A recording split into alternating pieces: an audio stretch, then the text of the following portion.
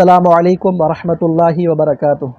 الحمدللہ رب العالمین والصلاة والسلام علی خاتم النبیین وعلی آلہ الطیبین واصحابہ الاکرمین اجمعین، اما بعد فاعوذ باللہ من الشیطان الرجیم، بسم اللہ الرحمن الرحیم۔ وعن عبد اللہ بن عمرو قال قال رسول اللہ صلی اللہ علیہ وسلم ان اللہ لا يقبض العلم انتزاعا ينتزعه من العباد ولكن يقبض العلم بقبض العلماء حتى إذا لم يبق عالما اتخذ الناس رؤوسا جهالا فسئلوا فأفتوا بغير علم فضلوا وأضلوا، متفق علیہ۔ معزز و مکرم ناظرین و سامعین محترم، ہفتہ واری درس حدیث زجاجۃ المصابیح میں جس حدیث کو پڑھنے کی سعادت حاصل کی گئی ہے، اس کے راوی حضرت عبداللہ بن عمرو رضی اللہ تعالی عنہ ہے، متفق علیہ حدیث شریف ہے۔ اس حدیث پاک میں یہ بتلایا گیا کہ قیامت کے قریب آخری زمانے میں علم یعنی کہ علم دین کو، کتاب و سنت اور اس سے متعلقہ علم کو اٹھا لیا جائے گا، اور اس کی صورت کیا ہوگی کہ علماء انتقال کر جائیں گے، پھر ان جیسے علماء پھر دنیا میں پیدا نہیں ہوں گے۔ چنانچہ راوی فرماتے ہیں کہ اللہ کے رسول صلی اللہ علیہ وسلم نے ارشاد فرمایا ان اللہ لا يقبض العلم انتزاعا ينتزعه من العباد ولكن يقبض العلم بقبض العلماء، کہ اللہ رب العزت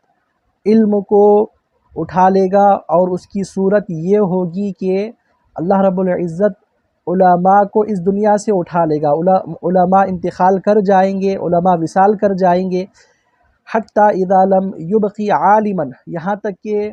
جب کوئی عالم باقی نہ رہے گا تو پھر کیا ہوگا، اتخذ الناس رؤوسا جہالا، تو پھر لوگ جاہل لوگوں کو سردار بنا لیں گے۔ جو لوگ علم دین سے نا آشنا ہیں، ایسے لوگوں کو رؤوساً یعنی کہ خلیفہ اگر ہیں، خلیفہ کی اگر ضرورت ہے، یا قاضی کی اگر ضرورت ہے، مفتی کی اگر ضرورت ہے، امام یا پھر کسی شیخ کی ضرورت ہے، الغرض جتنے بھی جو دینی عہدے ہیں لوگوں کی رہنمائی کے لیے، ہدایت لوگوں کو عطا کرنے کے لیے، تو پھر وہ تمام جو ہے سنا دینی عہدوں پر جہالا لوگ جو ہے سنا وہ لوگ قابض ہو جائیں گے، وہ لوگ اس پر قائم ہو جائیں گے۔ فسئلوا، اور ان سے سوال کیا جائے گا، فافتوا بغیر علم، اب ظاہر سی بات ہے جب لوگوں کے پاس علم نہیں ہوگا اور ان سے سوال کیا جائے گا تو پھر بغیر علم کی وہ لوگوں کو فتویٰ دیں گے، فضلوا واضلوا، اور وہ خود بھی گمراہ ہوں گے اور لوگوں کو بھی وہ گمراہ کریں گے۔ تو عزیزان محترم، قیامت کی قریب قیامت کی نشانیوں میں سے بھی یہ ہے، ہم عزیزان محترم موجودہ وقت میں، موجودہ زمانے میں ہم یہی حالات کو دیکھ رہے ہیں کہ پھر بڑے بڑے عبقری جو ہمارے علماء ہیں، جب وہ انتقال کر رہے ہیں تو پھر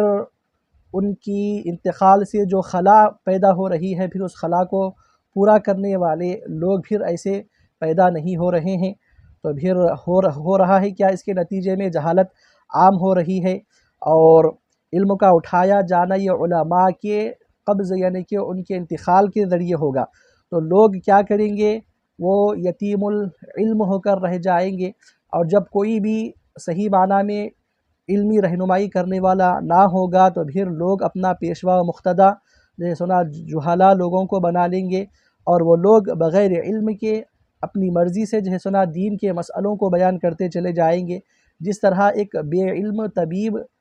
کے پاس اگر کوئی مریض چلا جاتا ہے تو پھر اس کی جان کا خطرہ ہو جاتا ہے، تو پھر ایسے ہی جو بے علم، چاہے وہ عالم ہو یا کوئی شیخ ہو یا مفتی ہو یا قاضی ہو، جو بھی اگر اس کے پاس علمی اور دینی رہنمائی کے لیے جب وہ جاتا ہے تو پھر وہ بغیر علم کے جو ہے سنا اس کی ایمان کو برباد کر دے گا، وہ خود بھی گمراہ ہوگا اور لوگوں کو بھی عزیزان محترم گمراہ کرے گا۔ تو اسی لیے جب تک علماء باقی ہیں، عزیزان محترم عوام الناس کو چاہیے کہ ان کی وہ قدر کریں،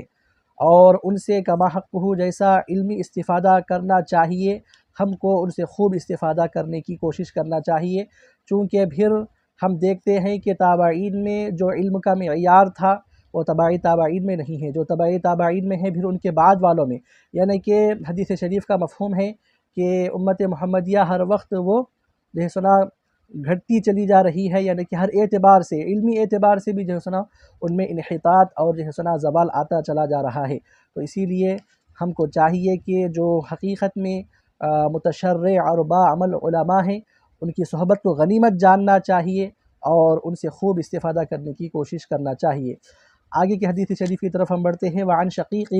کانا عبداللہ بن مسعود یذکر الناس فی کل خمیس فقال له رجل یا ابا عبد الرحمن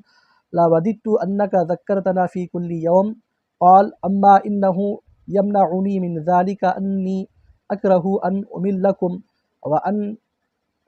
وانی اتخولکم بالموعظة كما كان رسول اللہ صلی اللہ علیہ وسلم یتخولنا بها مخافة السامة علینا متفق علیہ۔ حضرت عبداللہ ابن حضرت شقیق رضی اللہ تعالیٰ عنہ ہیں، آپ کے بارے میں بتلایا گیا کہ انہوں نے حضور صلی اللہ علیہ وسلم کے زمانے کو پایا، لیکن آقا علیہ الصلوۃ والسلام کے دیدار سے مشرف نہیں ہوئے۔ جلیل القدر تابعی ہے، حضرت عمر بن خطاب اور حضرت ابن مسعود رضی اللہ تعالیٰ عنہ جلیل القدر صحابہ سے انہوں نے حدیثوں کو روایت کیا ہے۔ آپ فرماتے ہیں کہ حضرت عبداللہ ابن مسعود رضی اللہ عنہ کا یہ معمول تھا کہ آپ ہر جمعرات کو آپ وعظ فرمایا کرتے تھے، یعنی کہ لوگوں کو نصیحت کیا کرتے اور لوگوں کے دلوں میں اللہ کا خوف پیدا کرنے کی کوشش کرتے، اللہ اور اس کے رسول صلی اللہ علیہ وسلم کی حدیثیں اور قرآنی آیات کے ذریعے لوگوں کو اصلاح کرنے کی کوشش کیا کرتے تھے۔ تو پھر آپ نے کہا فقال له رجل، تو حضرت ابن مسعود رضی اللہ عنہ سے ایک شخص نے کہا کہ اے ابو عبد الرحمن لا وددت انک ذکرتنا فی کل یوم، کہ میں یہ چاہتا ہوں، مجھے یہ امید ہے آپ سے کہ آپ ہر دن لوگوں کو واعظ و نصیحت کریں۔ تو عزیزان محترم، ہوتا یہ ہے کہ جن کے دلوں کو اللہ رب العزت ہدایت کے لیے چن لیتا ہے، تو پھر وہ لوگ ہدایت کی باتوں سے، واعظ و نصیحت کی باتوں سے وہ لطف اندوز ہوتے ہیں اور اس پر عمل کرنے کی کوشش کرتے ہیں، اور انہیں ایک بات معلوم ہوتی ہے تو دوسری بات کی تلاش میں، دوسری بات کی جو ہے سنا وہ تلاش کرنے میں وہ نکل جاتے ہیں۔ لیکن ہر آدمی کا معاملہ ایسا نہیں ہوتا کہ 8 دن میں ایک مرتبہ ہفتہ واری واعظ و نصیحت ان کے لیے کافی ہو جاتی ہے۔ شاید یہ آدمی ایسا ہی تھا کہ جو یہ چاہتا تھا کہ ہر دن واعظ و نصیحت ہو، ہر دن جو ہے سنا اس کو واعظ و نصیحت کی باتیں جو ہے سنا سننے کو ملے، تو اسی لیے ایک آدمی نے اس طرح کی بات کہی کہ مجھے یہ امید ہے، میں یہ چاہتا ہوں کہ آپ ہر دن جو ہے سنا ہم کو واعظ و نصیحت کیا کریں۔ تو حضرت ابن مسعود رضی اللہ تعالی عنہ نے کیا فرمایا؟ آپ فرماتے ہیں کہ اما انہ یمنعنی من ذلک انی اکرہ ان املکم، کہ وہ چیز یعنی کہ روزانہ واعظ و نصیحت کرنے سے مجھے یہ چیز روکتی ہے کہ میں یہ ناپسند کرتا ہوں کہ میں تم کو بیزار کر دوں، میں تم کو تنگی میں ڈال دوں۔ وانی اتخولکم بالموعظہ، اور واعظ و نصیحت کو لے کر میں تمہارے ساتھ ایسے ہی معاملہ رکھتا ہوں کما کان رسول اللہ صلی اللہ علیہ وسلم یتخولنا، کہ جس طرح رسول اللہ صلی اللہ علیہ وسلم ہمارا خیال و لحاظ کیا کرتے تھے، مخافۃ السامۃ علینا، ہم پر بیزارگی کے خوف کی وجہ سے، ملال کی وجہ سے، اس کے خوف کی وجہ سے۔ تو عزیزان محترم، معلوم ہونا چاہیے کہ واعظ و نصیحت کی جو باتیں ہوتی ہے، اس کے لیے ایک حدیث پاک سے یہ تو بات معلوم ہوئی کہ ہر 8 دن میں ایک ایسا دن ہونا چاہیے، کہ ایسا وقت ہونا چاہیے کہ جس میں لوگوں کے لیے واعظ و نصیحت کیا جائے، اور لوگوں میں جو خرابیاں پیدا ہو رہی ہے، چاہے عقائد کے اعتبار سے، اعمال کے اعتبار سے، اخلاقی اعتبار سے، جس اعتبار سے بھی لوگوں میں خرابیاں آ رہی ہے، تو پھر ان کی خرابیوں کو دور کرنے کے لیے ہر 8 دن میں ایک ایسا دن مختص ہونا چاہیے کہ ہم اس دن میں جو ہے سنا وقت نکالیں اور ہماری اصلاح کے لیے جو ہے سنا علماء کے اور مشائخ کے واعظ و نصیحتوں کو ہم سنیں،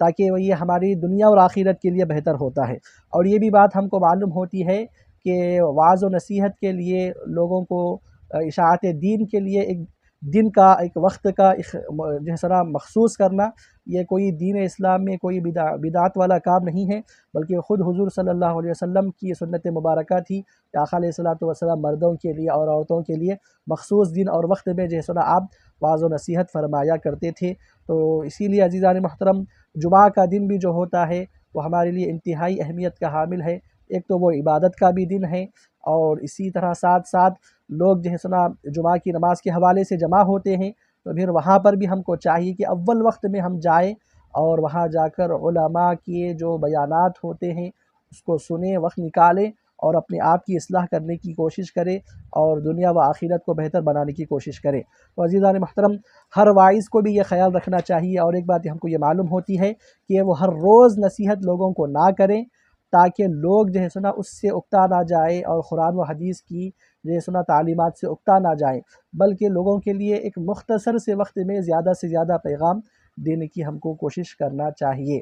یہ بھی حدیث متفق علیہ ہے۔ آئیے آگے کی حدیث شریف کی طرف ہم بڑھتے ہیں۔ وعن انس قال كان النبي صلی اللہ علیہ وسلم اذا تکلم بکلمۃ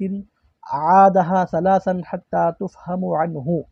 وإذا أتى على قوم فسلم عليهم سلم عليهم ثلاثا رواہ البخاری۔ حضرت انس رضی اللہ عنہ فرماتے ہیں کہ حضور صلی اللہ علیہ وسلم جب کسی کلمے کو کہتے اور اس کلمے کو اگر آقا علیہ الصلوۃ والسلام اہمیت دینا چاہتے تو پھر عادہا ثلاثا،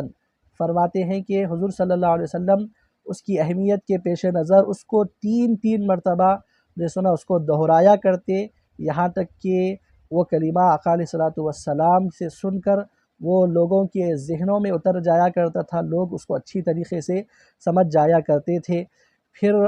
فرماتے ہیں کہ حضور صلی اللہ علیہ وسلم جب کسی قوم کے پاس آتے تو آقا علیہ الصلوۃ والسلام ان کو 3 مرتبہ سلام کیا کرتے۔ تو عزیزان محترم دیکھیے کہ جب کوئی بات اہمیت والی ہوتی ہے تو چاہیے کہ لوگوں کو بار بار جیسے نا اس بات کو، اس کلمے کو دہرایا جائے، تاکہ لوگ اس کی افادیت سے جیسے نا متنبع ہو جائے اور اس کو اچھی طریقے سے سنیں، اس کو سمجھیں اور اس پر عمل کرنے کی کوشش کریں۔ اور اسی طرح جب بھی کسی ہم ہے نا گھر والوں یا پھر کسی قوم کے پاس یا پھر کسی سے شخصی ملاقات کے لیے جب ہم جائیں تو آقا علیہ الصلوۃ والسلام کا تو طریقہ یہ تھا کہ 3 مرتبہ سلام فرمایا کرتے۔ تو پھر ہم کو بھی چاہیے کہ ان سنتوں کو ہم زندہ کرنے کی کوشش کریں۔ اس حدیث پاک کو امام بخاری نے روایت کیا ہے۔ آخر میں اللہ کی بارگاہ میں دعا ہے مولا کریم ان حدیث کریمہ پر عمل کرنے اور